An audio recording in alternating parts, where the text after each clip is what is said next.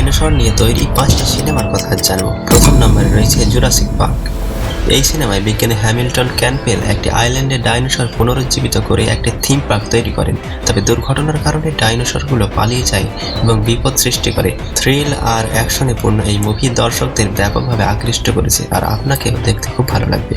দ্বিতীয় নম্বরে রয়েছে the lost world Jurassic park. প্রথম মুভির পরবর্তী কিস্তি এটি, যেখানে আবারও একটি থিম পার্কের বাইরে ডাইনোসরদের নিয়ে গবেষণা আর বিপদ সৃষ্টি হয়। সায়েন্স আর অ্যাকশন একসাথে চমৎকারভাবে মিশিয়ে দেখানো হয়েছে এই সিনেমায়। 3 নম্বর ডাইনোসর।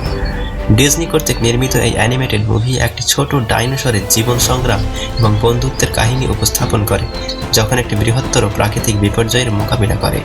4 নম্বরে রয়েছে কিংডম অফ দ্য ডাইনোসর। এই মুভি ডাইনোসরদের পৃথিবীতে আধিপত্য বিস্তার এবং তাদের সামাজিক জীবনের উপর প্রকাশ করে। এটি অ্যানিমেটেড ছবি হলেও খুবই বাস্তবধর্মীভাবে ডাইনোসরদের জীবন তুলে ধরে।